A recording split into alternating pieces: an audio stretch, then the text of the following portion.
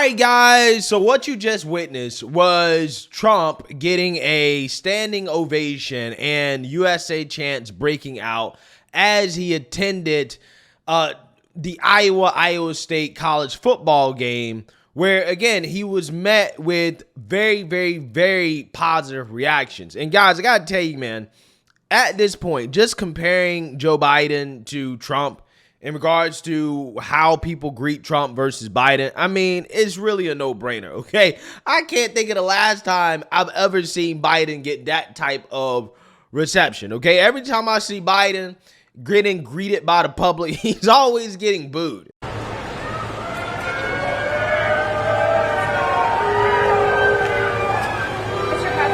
Talking to the UAW, obviously I'm concerned. I think that there should be a circumstance where the jobs that are being displaced, replaced with new jobs, they should go to the first choice should go to the UAW members who had the job, and the salary should be commensurate.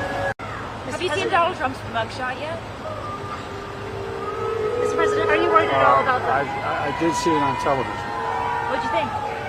Handsome guy, wonderful guy. Yeah, so this is as Biden's poll numbers are tanking into the dirt, and Trump's poll numbers are surging, okay, especially among the Republicans, okay? It is almost guaranteed that he's going to win the GOP primary, and it is really, really, really looking like he probably might win the general election as well, too, just based off how polls have shifted after his latest indictment and mugshot that has been seen around the world, that even outlets like CNN are still coping with the fact that the mugshot has completely backfired. Tonight, former President Donald Trump is heading to Rapid City, South Dakota. This marks his first public rally since he was indicted in Fulton County, Georgia, on charges related to overturning the last election. Lest we forget, the last time Trump was in South Dakota, Governor Kristi Noem offered him a very nice miniature replica of Mount Rushmore with Mr. Trump's face on it. This time, the governor may offer him a presidential endorsement. CNN's Kyung La is in Rapid City, South Dakota. Kyung, Governor Noem, very popular, but Trump arguably doesn't need her endorsement, right? He doesn't necessarily. What this may be all about this evening, with CNN reporting that Governor Noem is expected to endorse him this evening here in Rapid City, South Dakota, a state that Republicans won by a very large margin, is more of a job interview. He hasn't picked a vice president yet, Jake, and that really is what we're expecting to see tonight, an undercurrent of a job application of sorts, Jake. And Trump is known for spending his time at rallies sharing his various grievances. Are we expecting him to introduce any new policies this evening to help the American people? In short, no. And there might be a reason why he doesn't feel he necessarily has to. We spent some time talking to people who are coming into this theater to ask them what they want to hear. What policies do you want? One woman did say she wants him to address inflation, but she doesn't expect any policy to come out of it this evening. What they want to hear from him is the fight. There are people who are wearing his mugshot from Fulton County. I want you to listen to what they told us. This is a picture of Trump at his finest, being defiant against the establishment that is trying to take him down in a political season. Depends whose law you're talking about. I mean, you've got the court system that is changing quite a bit because of what they state is, let's just say it's a fight between good and evil. And a lot of what's been happening is evil. He's bringing in the good. I think he looks out for his people. I think he cares about us. So what we will be listening for, Jake, is whether or not the former president addresses any recent news, especially today's news out of Fulton County. But as far as policy, not so much.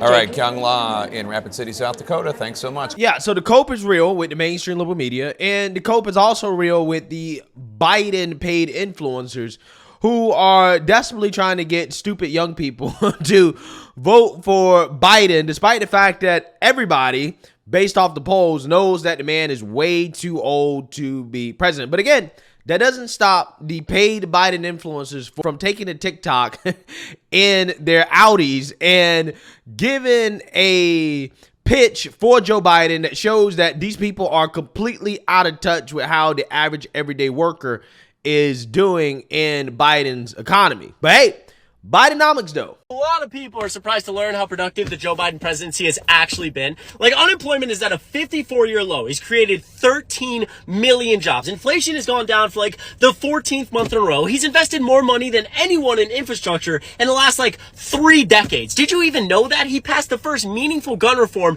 in decades. He's invested more money in climate change than any president ever. Like $500 billion. There's a lot of misinformation about that one. New leases for oil drilling projects have decreased 97% under Biden compared to Trump. Did you know that? The list goes on and on and on and on. He's been inclusive. He invests tons of money in mental health care. I mean, compare this to the other guy who's being indicted 1, 2, 3, 4, I don't know how many times on RICO charges. He's been impeached twice. He's got a second defamation lawsuit. He sexually assaults women. I mean, what are we doing? He's trying to keep himself out of jail. And the only thing I can ever hear about Joe Biden is they're like, Chris, Joe Biden is old. Joe Biden is old. I'm here to tell you right now, we don't care. We don't care.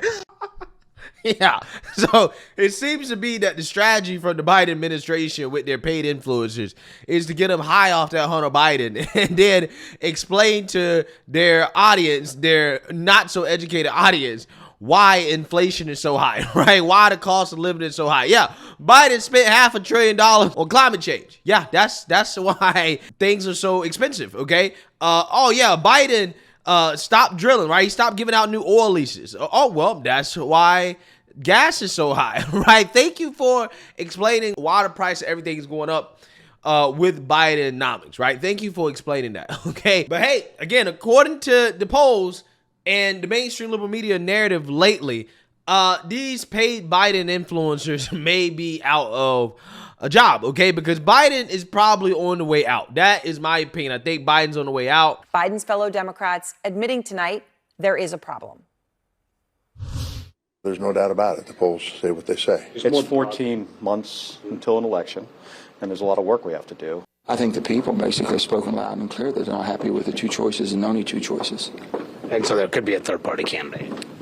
I think that's up to the public to decide. Is he a benefit for you being on the ticket this year? I don't know, you know. I think that every time Donald Trump opens his mouth, he draws that contrast pretty starkly. Voting for President Biden is going to be about preserving our democracy, and I think a lot of Americans are going to show up to do that.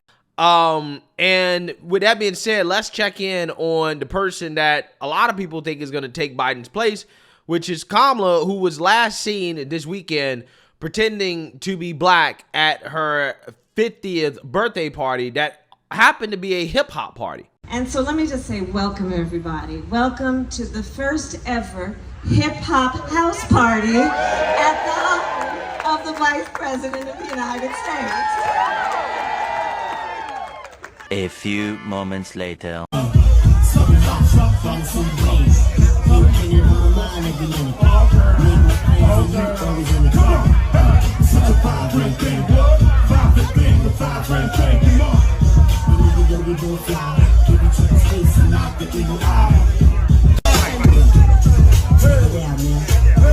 Yeah, so I apologize for subjecting you to that 10 to 15 seconds of torture there. But I gotta tell you guys, I think regardless of who the Democrat nominee is at this point, okay, whether it's Biden or Kamala, I think that Trump is going to stomp both of them, right? I am really feeling more optimistic lately than I have been before. I'm probably more optimistic today than I've been probably in a long time, okay, in regards to Trump's chances in 2024. And it's just clear to me that the momentum is going in a certain direction, right? I really do think something magical is happening in this country right now in regards to the support around Trump, despite the indictments. I actually think that the indictments are contributing, right? I think that they are a net positive for Trump at this point, and they certainly have not hurt him in the primary polls, and they don't really seem to be hurting him all that much in the general election polls versus Biden. Now, again, I think that they're going to replace Biden with Kamala. But honestly, Kamala is so corny and so unlikable, right? And so fake that honestly, I think either one of them are going to get destroyed, right? They're going to get absolutely destroyed by Trump. And I haven't felt this confident in a long time, right? The only thing that scares me, I think, is how Republicans deal with the issue of abortion, okay? Because we saw what happened during the midterms, in which you had a bunch of single liberal women, okay? They voted at a 60 to 70% clip for Democrats, according to exit polls, primarily because of the issue of abortion. Now, Republicans got to get that right, okay? They got to get it right in regards to the messaging, in regards to the whole idea of a federal ban thing, which, you know, Nikki Haley, I think, probably put out the most politically safe answer / proposal when it comes to the whole federal ban thing, which is, hey, we don't have enough votes. Okay, we're not going to have enough votes realistically to do it, so we should just drop it, right? I mean, that's basically what she said, okay? And I don't know, man. I think that, you know, I am very, as optimistic as I am, I just, after seeing what happened in 2022, it's clear to me that despite how bad of a shape the country's in, when it comes to some issues like that issue, it could literally ruin everything. And I would hate to see an issue like that ruin everything, especially considering how morally wrong it is, right? Regardless of my personal feelings when it comes to abortion, I do think that's the one thing that does scare me, okay, when we're talking about what could ruin this momentum that we're seeing, okay? Because we are seeing momentum being built for Trump. I think everywhere the man goes, he's being greeted with nothing but love and support, even when he goes into black communities, right? And allegedly, black people are supposed to hate Trump, but when he's in the black community or whatever, when he goes through it, he's getting praise and worship, okay? We're seeing all types of support for this man. And, you know, I don't think that anything can stop him at this point. I really don't. Except that one issue that, again, is super unfortunate, that you have people in this country that will literally vote off that one issue vote the way they vote in regards to protecting their so-called right to, you know, abort their babies. And there's always the issue of them basically trying to take Trump off the ballot, okay? But honestly, I'm not sure if that's going to actually be successful. But just assuming that they don't actually take Trump off the ballot, they don't try anything really crazy, which they probably will, but, you know, just ignore the fact they might try to do that. And, you know, assuming that the election actually is fair. Okay, a lot of assumptions here. You know, outside of that, man, like, I'm telling you guys, I really got a gut feeling that 2024 is going to be a crazy year. It's going to be probably the craziest year that we've seen since 2020. And I think that in some ways it's going to be magical, right? If Trump takes back the White House, the path there is going to feel like magic. I really do believe that, right? I do believe that this redemption campaign or / revenge campaign from Trump, I think is going to be something historic. And just seeing the momentum that he's building now, it's really hard to imagine how it can reverse itself. Right. And I think that's part of the reason why you have the mainstream liberal media freaking out so much over this, basically pressuring Democrats to find a replacement for Joe Biden, because I think they all see it. Right. I think everybody is kind of sensing that this man is unstoppable. Like, he's building support like crazy right now. And, you know, Democrats and the liberal media, they're in panic mode because of it. Right. And that's why I'm feeling so optimistic about it. So, you know, seeing videos of the reception that he got at the Iowa football game, I think kind of confirms some of my feelings that I've been having. I really do think that, you know, Trump is going to have a good year next year, even despite the witch hunts from the left. I think that his ride back to the White House is going to be magical.